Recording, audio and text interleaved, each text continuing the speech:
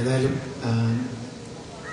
ഏത് ആഘോഷങ്ങളുടെയും പശ്ചാത്തലത്തിൽ ഞാനതേക്കുറിച്ച് യേശുദാസിന്റെ 60-ാം പിറന്നാൾ ആഘോഷ സമയത്ത് ഞാനൊരു ലേഖനം എഴുതിയിട്ടുണ്ട്. യേശുദാസിന് വിരുദ്ധമല്ലാത്ത, പക്ഷെ ആഘോഷിക്കുന്നവർക്ക് വിരുദ്ധമാണ്. കാരണം വെച്ചാൽ ആഘോഷിക്കുക എന്ന് പറഞ്ഞാൽ ഒരു സ്വർണ്ണ കിരീടം തലയിൽ വെച്ച് കൊടുക്കുക, പിന്നെ അത് കഴിഞ്ഞിട്ടൊരു ഗാനമേള നടത്തി ലക്ഷക്കണക്കിന് ഉറുപ്പിക കൊടുക്കുക എന്നുള്ളതല്ല. ആ ആഘോഷത്തിന്റെ പേരിൽ യേശുദാസിന്റെ പോലുള്ളൊരു ആളുടെ 60-ാം പിറന്നാൾ ആഘോഷിക്കുമ്പോൾ കേരളത്തിന്റെ സംഗീതം എവിടെ എത്തി നിൽക്കുന്നു, കേരളത്തിന്റെ സംഗീത ആസ്വാദന ശൈലി രീതി എങ്ങനെ, കേരള സംഗീതത്തിന്റെ പാരമ്പര്യമുണ്ട്, അതിന്റെ പൈതൃകമുണ്ട് എന്നുള്ള അന്വേഷണങ്ങളിലേക്ക് പോകുന്ന വളരെ ഗൗരവമായ ചർച്ചകളിലേക്കാണ് പോകേണ്ടത്. മറിച്ച് അയാളെ പൊന്നാടണിയിക്കുകയും അയാളെ തലയിൽ വലിയ സ്വർണത്തിന്റെ തൊപ്പി വെച്ച് കൊടുക്കുകയും ഒക്കെ ഒന്നുമല്ല വേണം. അത് നമ്മൾ ഈ മാപ്പിള കലാ അക്കാദമി എന്നൊക്കെ പറഞ്ഞ സ്ഥാപനമൊക്കെ ചെയ്യുന്ന പലപ്പോഴും അതാ ഗൗരവമായ ഒരു കാര്യങ്ങളിലേക്കും പോകുന്നത്. ഞാനതിന്റെ ഒരു വലിയ നേതാവാണ് കേട്ടോ, അതുപോലെ കാര്യം. അപ്പോ അദ്ദേഹത്തിന്റെ ഇന്നത്തെ സ്വീകരണത്തിന്റെ അടിസ്ഥാനത്തിൽ നമ്മൾ ആലോചിക്കേണ്ടത് മാധ്യമരംഗത്തെ കുറിച്ചും, മാധ്യമത്തിൽ നമുക്ക് പറയാനുള്ള, എന്നെ പോലെ ഞാനൊരു ആർട്ടിസ്റ്റ് ആയതുകൊണ്ട് ആർട്ടിസ്റ്റിന്റെ ഭാഗത്തു നിന്നോട് സംസാരിച്ചു. മറ്റുള്ളവർക്ക് പറയാനുള്ളതും അവർക്ക് അങ്ങനെ ഒരു ചർച്ചയിലേക്കാണ് പോകേണ്ടത്. അല്ലാതെ അദ്ദേഹത്തെ പ്രശംസിക്കുക എന്ന് പറയുന്നത് വലിയ കാര്യമാണ്. ഇങ്ങനെ അദ്ദേഹം ഭയങ്കര ആളാണെന്ന് ഇങ്ങനെ ഇടക്കിടക്ക് എല്ലാവരും പറഞ്ഞു. എന്നെ ഈ പിന്നണി ഗായകനെന്ന് വിളിച്ചിട്ട് അപമാനിക്കാൻ തുടങ്ങിയിട്ട് എത്ര കാലമായി എന്നറിയും. ഞാൻ എന്ത് തെറ്റാണ് ചെയ്തത്? ഒരു സിനിമയിൽ ഒരു പാട്ട് പാടിപ്പോയി എന്നുള്ളത് ഈ മൂസമാഷൊക്കെ പറയുന്നു, സ്വാഗതം പറഞ്ഞവളൊക്കെ പറയുന്നത് പിന്നണി ഗായകൻ. ഞാൻ അതിലൊക്കെ വളരെ പിന്നണിയിൽ നിൽക്കുന്ന ഒരാളാണ്.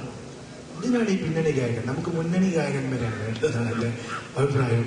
ആ മുന്നണിയിലേക്ക് വരണമെങ്കിൽ നമുക്ക് സംസ്കാരത്തിന്റെ അടിത്തറ ഉണ്ടാവണം. ആ അടിത്തറ ഉണ്ടാക്കുന്ന പ്രവർത്തനങ്ങളിൽ കൂടി ജമാലിനെ പോലുള്ള പത്രപ്രവർത്തകർ ഏർപ്പെടുമെന്നും പ്രശസ്തിയാണ് എല്ലാത്തിന്റെയും മാനദണ്ഡം എന്ന് തീരുമാനിക്കുന്ന ഒരു പത്രപ്രവർത്തക സമൂഹം നമ്മുടെ നാട്ടിൽ ഉയർന്നു വരുന്നുണ്ട്.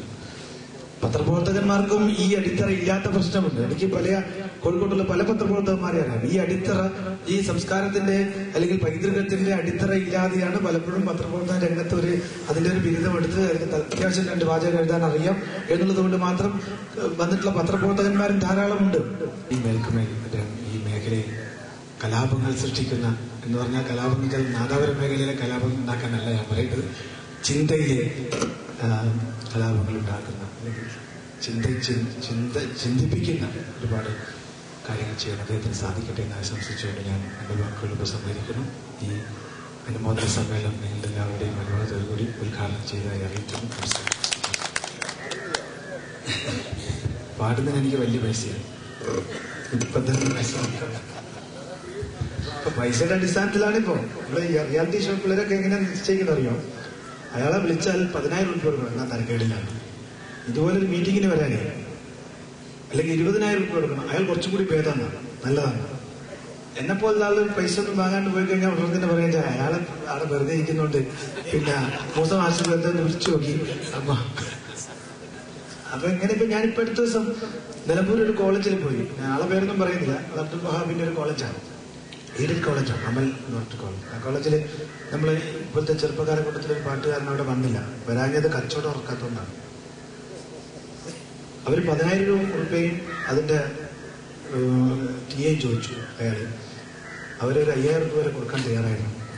കച്ചവടം ഉറക്കാത്തതുകൊണ്ട് വന്നില്ല. ഇന്നലെ ഞാൻ ഒറ്റപ്പാലം NSS കോളേജിലായിരുന്നു. ഇന്നലെ ഞാൻ അവിടെ ചെന്നപ്പോ എനിക്ക് എന്റെ കാറ് കൂലി തരാൻ സ്റ്റുഡന്റ് യൂണിയന്റെ കയ്യിൽ പൈസ ഇല്ല. തലേ ദിവസം പി ജയചന്ദ്രൻ നമ്മുടെ പാട്ടുകാരൻ അവിടെ വന്ന് 2 വർത്താനം പറഞ്ഞു പോയിട്ടുണ്ട്. അതിന് അവർ 10,000 രൂപ കൊടുത്തിട്ടുണ്ട്. അപ്പൊ ഞാൻ ചോദിച്ചു, ഞാൻ എന്ത് തെറ്റാ ചെയ്തിട്ടുള്ളത്? എന്റെ കാർക്ക് പെട്രോൾ അടിക്കാണ്ട് വരാൻ പറ്റുള്ളൂ. അതെന്നെ മാഷ എനിക്ക് എന്താ തരുമെന്ന് ഞാൻ അറിയില്ല.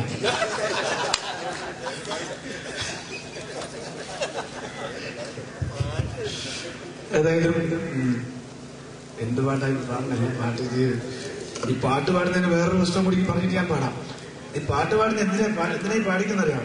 ഇവന്റെ പാട്ട് എങ്ങനെയുണ്ട്, അതിന് എത്ര മാർക്ക് കൊടുക്കാൻ നോക്കാനായി. എല്ലാ കേരള സമൂഹം മുഴുവൻ ഇപ്പൊ വിധികർത്താക്കണം. ഒറ്റ ആസ്വാദകനില്ല. എല്ലാവരും ശ്രുതി പോയി, താളം പോയി, സംഗതി പോയി എന്നൊക്കെ പറയും. ഇതൊക്കെ ഞങ്ങൾ ചെയ്യില്ലേ, നിങ്ങളെന്തിനാ ചെയ്യുന്നത്? സംഗതി പോയപ്പോയ കാര്യമൊക്കെ നിങ്ങൾ നോക്കേണ്ട വല്ല കാര്യമാണ്.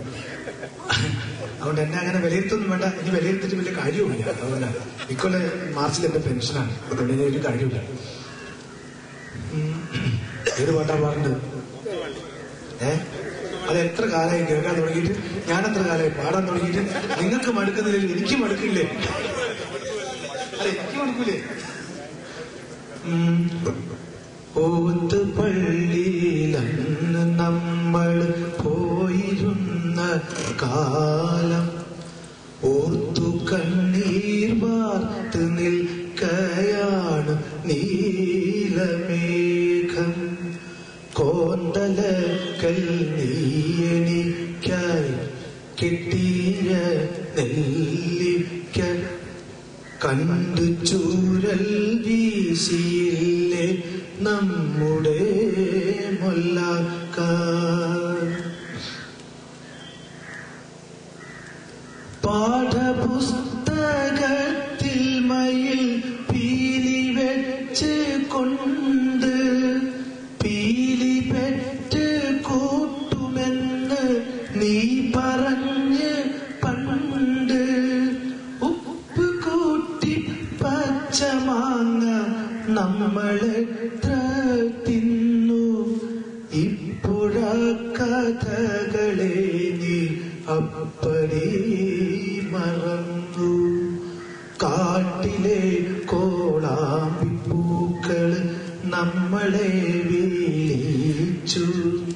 കാറ്റുകേറും കാട്ടിലെല്ലാം നമ്മളും കുതിച്ചു. കാലമാമിലഞ്ഞിയത്ര പൂക്കളെ പൊളിച്ചു.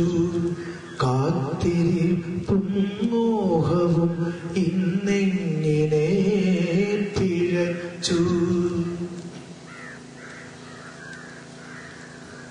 ഞാനൊരുത്തൻ നീയൊരുത്തി നമ്മൾ തന്നിടയ്ക്ക് വേലികെട്ടാൻ ദുർവിധിക്ക് കിട്ടിയോ മീടുക്ക്.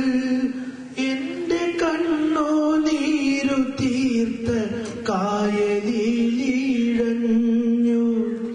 നിന്റെ കളി തോണി നീങ്ങി എങ്ങു പോയി മറഞ്ഞു.